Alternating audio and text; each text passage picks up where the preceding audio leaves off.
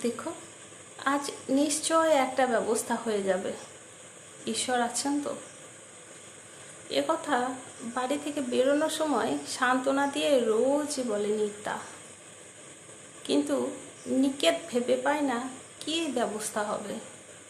গত 5 দিন দুখানা শাড়ি নিয়ে গ্রামে গ্রামে ঘুরেও বিক্রি করতে পারছে না সে।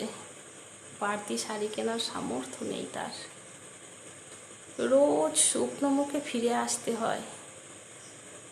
আজকে একটাও শাড়ি বিক্রি করতে হবে, যে করেই হোক। বাচ্চাটার মুখের দিকে তাকানো যায় না। আর যদি ফিরে আসতে হয় তাহলে তাদের সাথে সাথে বাচ্চাটাও অভুক্ত থেকে যাবে। এসব ভাবতে ভাবতেই একটা গ্রামে এসে পড়ে নিকেত। আজ সে সত্যি সত্যি একটা শাড়ি বিক্রি করতে পেরেছে। সে আজ খুব খুশি। কোনোভাবে দিন 5 চলে যাবে। শ্রাবণের মেঘ অন্ধকার করে বৃষ্টি নামলো। নিকেত একটা শিব মন্দিরের আটচালায় গিয়ে আশ্রয় নেয়। হঠাৎ দেখে মন্দিরের কোল ঘেঁষে এক বৃদ্ধ ঠান্ডায় কাঁপছে। নিকেত কিছু না ভেবেই থলে থেকে বিক্রি না হওয়া শাড়িটার ভাঁজ খুলে বৃদ্ধের গায়ে ঢাকা দিতেই দেখে বৃদ্ধের গায়ে জ্বর। কিছুক্ষণের মধ্যেই বৃদ্ধ স্থিত হয়, জ্বরটাও কমে আসে।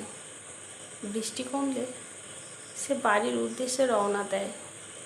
কিছু দূর এসে একটা জলের কল থেকে আঁচলা ভরে জল মুখে তুলতে মনে হয়, আচ্ছা, বৃদ্ধ মানুষটি খেয়েছে তো। সে কথা ভাবতেই তার শাড়ি বিক্রির টাকা থেকে একটু খাবার কিনে বৃদ্ধর কাছে ফিরে যায়। খাবারগুলো বৃদ্ধ খুব তৃপ্তি করে খায়।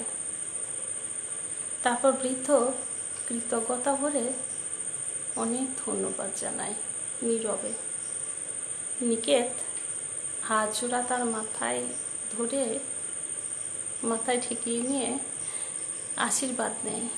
তারপর নিকেতের মনে হলো, আচ্ছা, বৃদ্ধ তো কর্মক্ষম নয়, তাহলে কাল কী খাবে, অথবা তার পরের দিনগুলো। বৃদ্ধ তখন সুস্থতা অনুভব করছিল। উঠে বসেছে।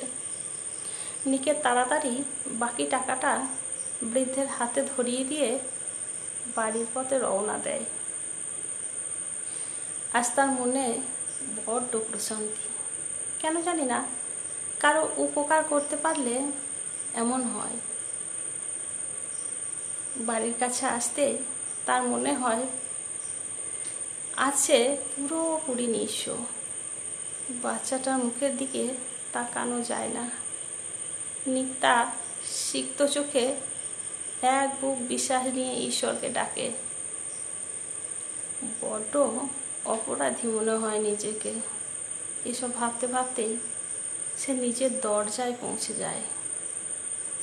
নিকেত দেখে বাচ্চাটা খোশ মেজাজে খেলা করছে। নিত্যার মুখেও হাসি। অবাক হয়ে নিত্যার দিকে তাকিয়ে থাকে নিকেত। নিত্যা খুব আবেগের সঙ্গে বলে, জানো, আজ সত্যি ঈশ্বর এসেছিলেন গো আমাদের বাড়িতে। নিকেত কিছু বলার আগেই নিত্যা তার হাতে ধরে ঘরের ভিতরে নিয়ে যায়। নিকেত অবাক হয়ে দেখে সেখানে চাল, ডাল, ঘি, মশলা, কতগুলো গুঁড়ো দুধের প্যাকেট সহ আরও কত কি। এতে তাদের 6 মাসেরও বেশি চলে যাবে।